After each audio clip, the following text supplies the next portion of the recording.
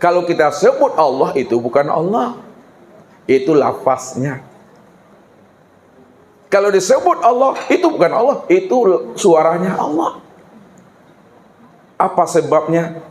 Kalau disebut Allah Bapak Ibu, itu sudah bersifat. Sedangkan Tuhan yang bernama Allah itu tiada bersifat. Asal disebut, asal dibunyikan, asal dikatakan, itu sudah bersifat. Walaupun bersifat namun tiada bersifat.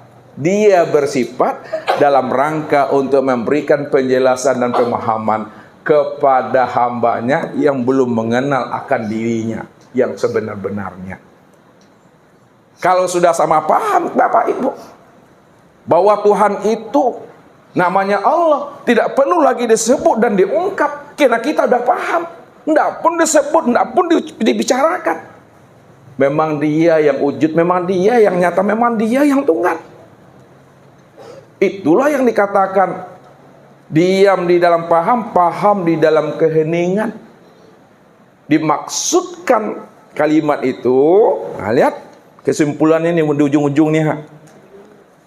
Diam di dalam paham, paham dalam keheningan. Tidak ada lagi kata dan suara. Apa sebabnya tidak ada lagi kata dan suara? Karena memang yang Allah itu, ini orangnya, tak perlu disebut di situ. Ini orangnya. Inilah maksudnya. Kalau Ustaz bertanya sama Bapak Ibu diulang-ulang supaya meresap dia ke dalam dada. Ini apa namanya Bapak Ibu?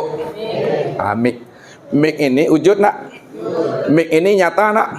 Mik ini jelas nak? Nah, kalau ini mik, dia wujud, dia nyata, dia jelas. Sekarang Bapak Ibu diam. Tak usah disebut mik ini wujud, nyata dan jelas. Diam saja Bapak Ibu. Bahasa Ustaz anyang sela. Apakah mik ini tidak wujud? Apakah mik ini tidak nyata? Apakah mik ini tidak jelas? Tetap nyata, tetap jelas, tetap wujud. Walaupun kita tidak mengatakan mik itu wujud nyatanya, tetap dia nyata dan jelas tuh. Tapi kenapa kita sebutkan mik itu wujud nyata dan jelas? Untuk memberikan pemahaman kepada orang, supaya orang paham bahwa mik itu ini orangnya. Ini wujudnya nyata, terang dan jelas. Kalau sudah sama-sama paham, sudah sama-sama jelas, anyang sela Bapak Ibu. Anto senyawa, diam sajalah kita. Jangan sebut-sebut lagi itu. Makanya kata-kata ini, lisan ini hanyalah untuk menjelaskan makna yang dituju dari apa yang kita maksudkan yang sesungguhnya. Jadi orang telah duduk pada makom Tuhan, lebih banyak dia diam. Lebih banyak dia diam. Karena dia sudah paham. Yang Tuhan yang bernama Allah itu siapa? Karena dia sudah paham dan telah mengerti dia bahwa Tuhan yang bernama Allah ini dia orangnya. Maka ketika itu hilanglah pengenalan Bapak Ibu. Ketika itu hilanglah pencarian diri Bapak Ibu. Tak ada Bapak Ibu mencari-cari Tuhan lagi. Tak ada Bapak Ibu ingin mengenal Tuhan lagi. Tak ada Bapak Ibu ingin menemui Tuhan lagi. Kenapa tidak mencari Tuhan? Kenapa tidak mengenal Tuhan lagi? Kenapa tidak mau menemui Tuhan lagi? Karena Bapak Ibu sudah paham yang sudah mengerti yang telah memiliki kesadaran tinggi bahwa Tuhan yang kita cari selama ini kurangnya keha, tapi jangan ditunjuk. Kalau ditunjuk, beda pula yang disebut, lain pula yang ditunjuk. Tunjuk kok koknya kok. Ini dadaku. Ini tanganku. Tak boleh disebut-sebut Bapak Ibu. Nih, Allah itu segala yang wujud. Allah itu segala yang ada. Kalau Allah itu segala yang wujud, Allah itu segala yang ada, benar. Tapi coba ditunjuk. Ini Allah segala yang ada ini. Ini bukan Tuhan. Ini apa namanya? Panik aku.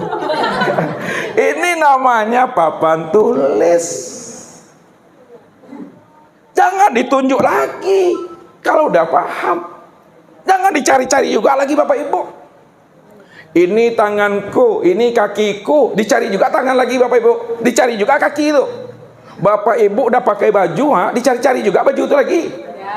Ini kepalaku, ini mataku, ini telingaku, ini hidungku, ini muncungku. Perlu Bapak Ibu mencari-cari kepala juga lagi? Tidak perlu. Kalau tidak perlu apa lagi? Diam, cukup pahami.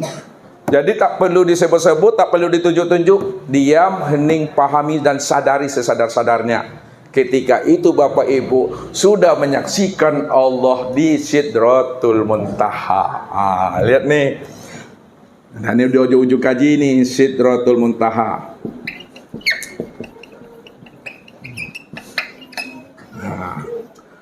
Nabi kan Isra Mi'raj Bapak Ibu kan? Sidratul Muntaha, dah sampai Nabi ke Sidratul Muntaha. Ini namanya batas alam. Ya, alam penghabisan, malam yang tertinggi. Ya, Muntaha itu tertinggi, batas terakhir. Sidrat itu batas. Itu makna secara terjemah. Namun makna secara hakikinya, sidrat ini, Sidratul Muntaha itu artinya sidrat itu sadar, kesadaran yang tertinggi. Sidratul Muntaha itu kesadaran yang tertinggi. Apa maksudnya kesadaran yang tertinggi? Ketika Nabi sudah sampai di Sidratul Muntaha, Nabi tak memandang Allah di depan. Dilihat oleh Nabi di depan tak nampak Tuhan tuh. Belakang ada di situ tak juga nampak Allah tuh. Lihat ke kanan, lihat ke kiri, tengok ke kidah, tengok ke suwak. Tak nampak Allah tuh. Dipandang ke atas tak nampak Allah. Dipandang ke bawah tak nampak Allah. Dipandang di luar tak nampak Allah. Ditilik ke dalam juga tidak nampak Allah. Disitulah Nabi dibukakan Allah rahasia dirinya. Wa fi anfusikum afala tubsirun. Aku ini dah wujud pada dirimu hai Muhammad. Aku ini yang dirimu hai Muhammad. Tak ada siapa-siapa. Engkau tu aku tu engkau. Disitulah Nabi sadar dan mengerti bahwa Allah yang dia pandang, Allah yang dia lihat, tiada lain adalah dirinya sendiri. Maka disitulah Nabi mengatakan ra'aitullah nur. Aku melihat Allah itu nur, hai Umar. Nur itu maksudnya, Bapak Ibu lihat, nur itu maknanya bukan cahaya. Nur itu maknanya adalah terang. Terang itu maknanya jelas. Jelas itu maknanya nyata. Nyata itu maknanya adalah wujud. Maka segala yang wujud itu adalah nur. Segala yang wujud itu adalah nur. Dalam bentuk rupa yang berbeda, dalam bentuk wujud yang lain, itulah nur. Sedangkan nur ini itu tiada lain nyatanya diri Allah. Kalaulah nur itu tiada lain nyatanya diri Allah, maka sesungguhnya nur itu adalah Allah. Maka yang menjadikan sesuatu itu yang jadi sesuatu.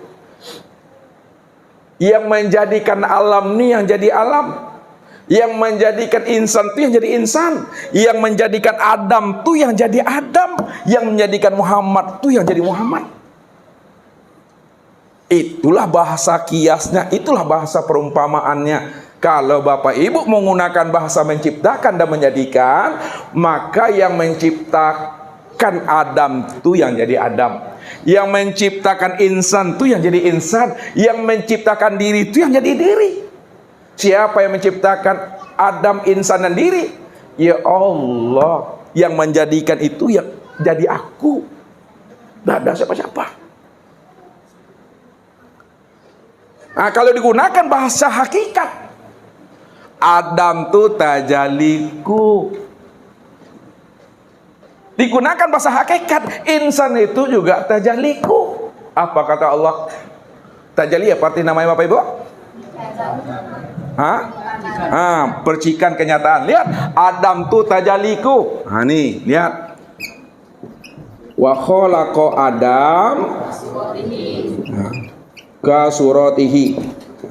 Dijadikan Adam itu sesuai dengan gambaran dirinya. Maka yang menjadikan Adam itu yang jadi Adam Allah. Makanya Adam itu artinya tiada. Ya, Adam ini artinya tiada. Ya. Kalau Adam itu artinya tiada, siapa yang sebenar ada? Yang sebenar ada. Kalau Allah yang sebenar ada, lalu Adam ini apa bagi Allah? Adam itu adalah rupa diriku, kenyataan aku. Makanya yang menjadikan insan itu juga yang jadi insan. Apa kata Allah? Wa khalaqal insan ala suratir rahman. Ulang kali Pak, pasti ada P itu.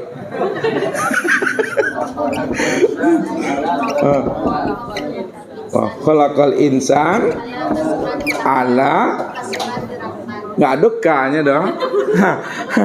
Khalaqal insan ala suratir rahman. Dijadikan insan itu sesuai dengan rupa Ar-Rahman. Ar-Rahman itu siapa tuh? Allah. Nah, insan itu adalah Ar-Rahman. Ar-Rahman itu Allah. Insan itu yang Allah. Karena insan itu Allah, sembunyikanlah Allah itu pada insan itu. Itu yang dikatakan oleh Allah. Al-insanu sirri wa ana sirrahu. Insan itu akulah insan tuh. Paham kita? Membuka rahasianya itu. Maka insan, Adam, Muhammad, Allah, aku, cie jurang itu Bapak Ibu. Satu juga orang yang tadi yang saya bilang tuh, akulah Tuhan, aku yang Tuhan, namaku Allah. Maka Allah itu nama diriku. Muhammad itu nama wujud diriku. Adam itu nama rupa diriku. Insan itu nama rahasia diriku. Aku yang menanggungnya. Menanggung zat aku, menanggung sifat aku, menanggung asma dan afal aku. Tidak ada siapa-siapa di situ. Itulah letaknya Allah itu qiyamuhu binafsihi. Dia berdiri dengan sendirinya. Ya, tidak ada yang lain di situ. Kalau dia yang berdiri dengan sendirinya, nanti tidak ada yang lain. Maka dialah yang wujud, dialah yang semata-mata, dialah yang lain itu, dialah yang sesuatu itu, dialah segala yang ada ini. Nah, kalau udah paham Bapak Ibu, jangan pula ngaku-ngaku Allah. Jangan pula ingin jadi Allah. Jangan pula ingin merampok dan menyandingkan diri dengan Allah. Nah, kalau udah paham, sesuatu itu dia, segala yang ada dia, segala bentuk rupa yang lain dia, maka cukup diam. Nah, itu udah putus pandangannya tuh. Itu pandangan makrifat, itu pandangan yang tidak berdosa. Jadi pandangan yang putus, pandangan makrifat, pandangan yang tidak berdosa, pandangan yang telah mampu memandang Allah dari segala yang wujud, dari segala yang zahir, dari segala yang nyata, dalam bentuk rupa yang lain dan wujud yang berbeda. Ini yang diingatkan oleh Nabi. Man nazara ila say'in malam yarul hafihi fahuwa batil. Barang siapa yang memandang kepada sesuatu, lalu dia tidak mampu memandang Allah pada sesuatu, itu pandangan yang batil, pandangan yang berdosa. Pandangan yang tidak berdosa, pandangan yang bernilai ibadah, kalau diturunkan dengan bahasa fikih, adalah pandangan yang mampu memandang Allah. Makanya Allah bilang kepada kita, walillahil masyriq wal maghrib fa ainama tuwallu fasamma wajhullah. Barat dan timur itu aku yang punya. Kemanapun kamu hadapkan wajahmu, ke barat, ke timur, utara, selatan, atas, bawah, kiri, kanan, luar dan dalam, maka yang terpandang adalah wajahku. Bisa Bapak Ibu memandang itu? Nah, ketika Bapak Ibu memandang mik ini, bisa memandang Allah? Bagaimana mandangnya? Ini Allah nih. Ini wujudnya. Mesti paham, mesti mengerti. Apa sebabnya? Kemanapun kamu hadapkan wajahmu, maka yang terpandanglah Allah. Sebabnya yang memandang ini Allah, dan yang dipandang juga Allah. Kenapa yang memandang Allah, yang dipandang Allah? Karena Allah lah segala yang wujud. Segala yang wujud itu ya aku. Allah menghantarkan paham saja tuh. Kalau kamu sudah kenal aku, kata Allah, lalu aku bertahwil, kata Allah melalui nabinya. Aku bertahwil. Tahu bertahwil? Aku sudah berganti bentuk dan rupa.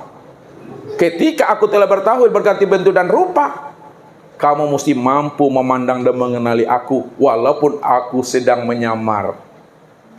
Walaupun Allah tuh sedang menyamar, berganti bentuk dan rupa, berganti wujud dia. Namun orang yang sudah makrifat yang putus, maka dia mampu memandang Allah dalam bentuk berbagai rupa dan wujud yang lain dan yang berbeda. Disitulah Allah mengatakan, aku tak mungkin menipu akan dirimu, karena kamu udah kenal siapa aku. Kalau Allah sudah bukakan rahasia itu kepada diri kita, buktikanlah kalau Bapak Ibu sudah mengenal Allah. Kalau kamu sudah kenal aku, buktikan bahwa kamu mengenal aku. Tapi kalau kamu tidak nampak buktinya bahwa kamu mengenal aku, kamu bohong, kata Tuhan. Kamu ngaku-ngaku kenal aku. Kamu kenal aku itu melalui kalam-kalammu, tapi apa yang kamu kalamkan, kamu tak mengerti siapa aku, kata Tuhan. Tapi orang yang kenal Allah, maka hidupnya menjadi rahmatan lil alamin. Orang yang telah kenal Allah, hidupnya menjadi rahmatan bil alamin. Kenapa jadi rahmatan lil alamin dan rahmatan bil alamin? Karena dia telah memandang Allah. Itulah orang yang memandang Allah, hidupnya barokah, hidupnya rahmat, bebas dia daripada azab dan siksa neraka. Inilah pesan Nabi kepada kita. Tuba liman ro'ani wa amanabi, wa tuba liman ro'ah man ro'ani. Tuba man ro'ani wa amanabi. Beruntunglah orang yang melihat aku, lalu dia beriman kepada aku. Beruntung pula lah orang yang melihat orang yang melihat aku, lalu dia yakin dan beriman. Maksudnya, siapa yang telah mampu memandang nur Muhammad sebagai nyatanya wujud Allah, yang telah sempurna pada Nabi, yang telah sempurna kepada guru dan mursyid, ayah ibu kita, orang tua kita, maka selamatlah Bapak Ibu daripada azab siksa neraka. Kenapa selamat daripada azab siksa neraka? Karena siksa neraka, api neraka, itu juga asalnya, terbitnya, mencuratnya daripada nur. Bagaimana mungkin namanya api akan membakar, padahal dia sadar dan tahu dirinya daripada nur. Selamat dia tuh. Maka inilah rahasianya. Bagaimana kita itu betul-betul mengenal Allah, sehingga matinya kita Bapak Ibu tidak membangkai, tidak membusuk. Orang yang mati membangkai, mati membusuk, belum sejam lagi Bapak Ibu udah bau, udah busuk. Lihat, Bapak Ibu mau pilih yang mana? Terserah Bapak Ibu, Ustadz tunjukkan jalannya. Nanti pilihlah masing-masing. Lihat.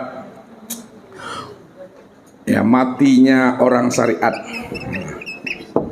Matinya orang torikat. Matinya orang hakikat. Matinya orang makrifat. Ini berbedanya Bapak Ibu. Orang mati yang tingkatan pemahamannya di syariat berbeda dengan orang yang mati yang tingkatan derajatnya di torikat. Berbeda pula orang yang mati tingkatannya di hakikat. Berbeda pula dengan mati orang yang tingkatannya sudah bermakrifat. Lihat, matinya orang yang duduk di makom syariat, kalau dia mati, matinya itu batang tubuhnya ini, jasmaninya ini, itu akan membusuk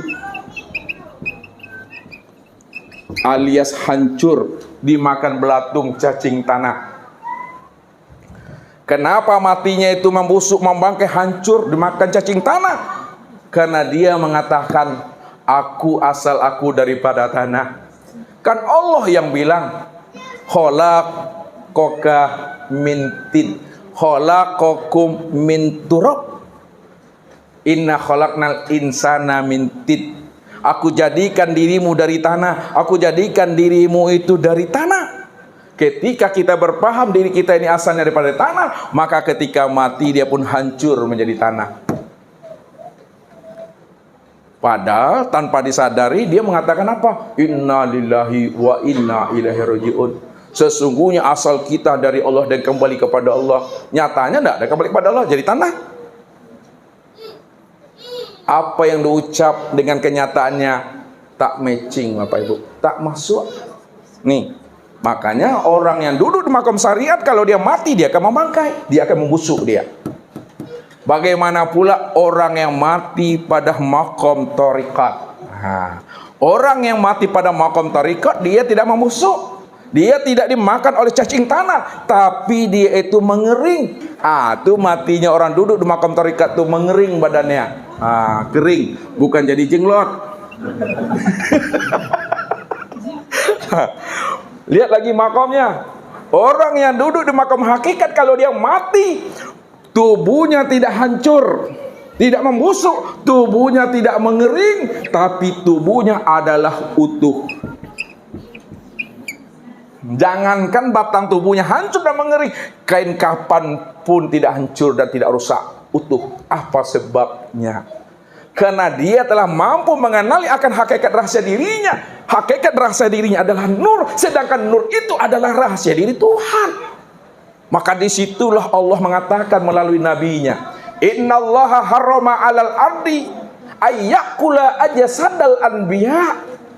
Allah mengharamkan tanah, Allah mengharamkan bumi untuk memakan, untuk menghancurkan jasadnya para anbiya. Yang dikatakan anbiya itu adalah nur. Nur itu yang katakan sayyidul anbiya. Nur itu yang katakan Ruhul Kudus. Nur itu yang katakan namanya Abu Arwah. Kalau kita sudah mengenal rahasia diri Bapak Ibu itu adalah nur, nur itu adalah nyatanya diri Tuhan. Sedangkan tanah, sedangkan bumi asalnya daripada nur, maka tanah tidak akan mau memakan yang mana asalnya daripada nur. Innallaha harrama 'alal ardi ayyakula ajsadal anbiya. Allah haramkan bumi ini memakan jasadnya orang-orang telah mengenal akan sejati dirinya itu adalah nur. Maka utuh dia Bapak Ibu. Maka pahamilah Bapak Ibu, tubuh Bapak Ibu ini asalnya nur. Pahami Bapak Ibu, ruh Bapak Ibu itu nur. Kalaulah tubuh dan ruh ini asalnya nur, maka nurlah namanya. Ya, nur namanya. Nur apa? Nur Muhammad. Sekalian alam ini Nur Muhammad. Tuh. Kemudian orang yang mati yang duduk pada makom ma'rifat. Orang yang mati yang duduk pada makom ma'rifat, tubuhnya ini tidak hancur, tubuhnya tidak mengering, tubuhnya tidak utuh, akan tetapi tubuhnya itu betul-betul lenyap, kosong. Ibarat burung lepas daripada sangkarnya, burungnya lepas sangkarnya pun lesap, kosong, kembali kepada asalnya. Di mana datangnya situ pulangnya, di mailang di situ dicari. Kalau Bapak Ibu menghidupkan api lilin, ini lilin kita hidupkan, hidup. Lalu Bapak Ibu tiup api lilin, padam deh kan? Kemana pulangnya? Kepada asalnya. Kalau kita sadar, kita paham asal kita ini adalah dari kosong, maka kembalinya tetap menjadi kosong. Kalau asal kita ini Tuhan, maka kembalinya tetap jadi Tuhan. Datang kosong, pulang pun kosong, lenyap di situ Bapak Ibu. Namun itu semata-mata adalah anugerah Allah. Namun itu semata-mata maunya Allah. Kalau Bapak Ibu mengkaji dan mencari apa yang dikaji, ingin hilang, ingin tidak utuh, ingin hancur, ingin tidak hancur, ingin tidak mengering, maka semuanya ini adalah batu licin. Nah, ya. Kalau kita mengaji untuk mencari tidak hancur, kita mengkaji supaya hilang, maka tidak hancur dan yang tidak hilang yang kita tuju itu adalah batu licin bagi diri kita. Karena itu bukan Tuhan, itu bukan Rabb. Makanya orang yang telah kenal dengan Allah, Ilahi, itu juga tak ada doanya meminta dan tidak ada doanya menuntut-nuntut. Berat tuh Bapak Ibu, uri-uri dado Bapak Ibu, banyak tumbuh ban di kepala itu mah. Tak ada tuntutan, tak ada permintaan di situ. Ilahi, ya Tuhanku, udah selesai itu. Tak ada minta-minta di situ. Ya. Disitulah doanya tuh, doa Allahumma. Allahumma. Allahumma itu apa artinya Bapak Ibu? Ya Allah. Allahumma itu artinya Allahumma. Allah Muhammad tuh. Tambah tujuannya seketik, ayat seketik itu yang perlu dicari. Pahami itu, pahami. Jadi kalau kita ada duduk pada makom Tuhan, makom kosong di dalam ketiadaan, tak ada tuntutan, tak ada permintaan, tak ada apa, jalani aja lah Bapak Ibu. Kau awi minum, kau lapar makan, kau panik mau jual, kau kantuk bawa lalok. Kok sakit baru habis mengaji, pulangnya wale. Tak ada kita boleh menyalah-nyalakan nasib, menyalah-nyalakan takdir, menyalah-nyalakan Tuhan, menyalah-nyalakan diri, tak boleh. Siapa yang menyalah-nyalakan nasib, takdir, diri, Tuhan, peristiwa, kejadian, tandanya dia belum mengenal. Dia sebatas melafazkan aja baru, tapi dia belum mengenal. Makanya Ustaz bilang, orang yang menyebut belum tentu dia ingat tuh. Walaupun menyebut bukti dia ingat, tapi tidak selamanya orang menyebut itu ingat. Buktinya apa? Buktinya ini yang disampaikan oleh jamaah kepada Ustaz. Enggak perlulah Ustaz sebut orangnya. Sorbannya besar, jubahnya panjang, tasbihnya luar biasa. Termasuk imam lah di masjid. Jalan-jalan Bapak Ibu, atas sandung kaki kau di polisi lalu, rupanya lalu je polisi itu, polisi tidur tuh yang mulia tuh, batu tanjakan tuh, batu tuh, jalan aspal tuh, dibuat semen supaya orang tak laju, jalan-jalan ini, tersangkut kakinya, basuh ustaznya, tertarung aku, kena kakinya Bapak Ibu, yang dibilangnya apa? 5, 7, 10. Bukan istighfar yang sebutnya 5, 7, 10 yang tak baik. Padahal sorban panjang, gamis panjang, tak bisa pegang. Dia menyebut tapi dia tidak ingat.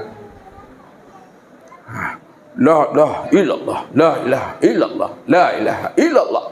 Kalau menyebut saja Bapak Ibu, kalau tak jelas orang yang disebut, ibu-ibu contohnya goreng kerupuk, goreng ikan, kenalah minyak panas. Subhanallah. Ingat tuh, kena minyak panas. Itu tamu tuh. Makanya yang di luar nih, ucapan ini menunjukkan yang di dalam, yang zahir menunjukkan yang batin. Maka hati Bapak Ibu ini ibarat teko. Ibarat teko. Ibarat teko. Cerek tahu namanya Tuan Raja? Teko, cerek. Kalaulah di dalam teko ini Bapak Ibu, dalam teko ini Datuk, isinya air teh, maka ketika dituangkan dia tetap keluarnya teh. Kalau di dalam teko ini isinya kopi, dituangkan dia ke gelas tetap keluarnya kopi. Tidak mungkin kalau di dalam teko ini isinya teh, ketika dituangkan kopi keluarnya. Tidak mungkin kalau di dalamnya teh dituangkan kopi keluarnya. Tetap teko akan mengeluarkan isi apa yang ada di dalamnya. Teko ini adalah ibarat hatinya Bapak Ibu. Kalau hatinya Bapak Ibu selalu ditanamkan, selalu dihunjamkan, selalu dilafazkan la ilaha illallah, la ilaha illallah, la ilaha illallah, Allah, Allah, Allah, hu, subhanallah, alhamdulillah, Allahu Akbar. Maka ketika Bapak Ibu keluar dari majlis ini, kena kaki ini dengan batu, subhanallah, Allahu Akbar, la ilaha illallah, dia mengeluarkan isi yang ada di dalam dada. Tapi kalau lisan ini tak pernah menanamkan, menghunjamkan subhanallah, alhamdulillah, la ilaha illallah ke dalam hati, mencurat minyak panas pada tangan Bapak Ibu, maka yang keluar adalah 5, 7, 10. Ya, angku-angku yang keluar Bapak Ibu tak baik keluarnya. Kenapa? Yang zahir menunjukkan yang batin. Inilah yang mesti dipahami. Ya, makanya tanda orang mendapat hidayah, tanda orang mendapat petunjuk, melihatnya kemana Bapak Ibu? Tanda orang mendapat hidayah petunjuk, lihatnya di mana? Lihatnya pada perbuatan tubuh ini. Bukankah setiap gerak itu terjadi karena ada perbuatan? Bukankah setiap perbuatan itu karena ada tubuh? Maka untuk melihat perbuatan gerak tubuh itu, lihat dari dalam. Kalau dalamnya ini telah mendapat hidayah dan petunjuk, maka keluarnya nampak hasilnya baik. Makanya apa? Ya. Apabila Allah telah menanamkan hidayah ke dalam hati, wa may yu'min billahi yahdi qalbahu yahdillahu linurihi may yasha. Barang siapa yang hatinya telah jinak dan patuh kepada aku, lalu aku tanam nur itu ke dalam hatinya. Ketika hatimu telah mendapat hidayah dan petunjuk, maka hatimu akan memerintahkan lisanmu kalau berbicara-bicara yang baik. Kalau hatimu telah mendapat hidayah petunjuk, dia akan memerintahkan matamu kalau memandang-mandang kepada yang baik. Kalau hatimu telah mendapat hidayah petunjuk, dia akan menyuruh akalmu kalau berpikir yang baik. Dia akan menyuruh kakimu melangkah kepada yang baik. Dia akan memerintahkan tanganmu mengambil dan meraih kepada yang baik. Tapi apabila hatimu tidak mendapat hidayah, hatimu tidak mendapatkan petunjuk Allah, hati ini juga akan memerintahkan lisan. Kalau lisan ini tidak mendapat hidayah petunjuk, maka lisan ini juga berkata yang tidak baik. Ngomongnya tak ada bandrolnya Bapak Ibu. Kalau tidak ada bandrolnya Bapak Ibu, kalau lah terbuka sumbeknya mencoro sih keluarnya itu. Yang penting aku punya muncung. Kalau hati tidak mendapat petunjuk, dia akan memerintahkan akal berpikir yang tak baik, sak sangka dan suuzon dia. Ini yang mesti dijaga, ini yang mesti dipelihara, supaya ketika mati diri kita itu kayomin waladathu ummuhu. Diri kita sudah seperti anak yang baru terlahir daripada rahim ibunya.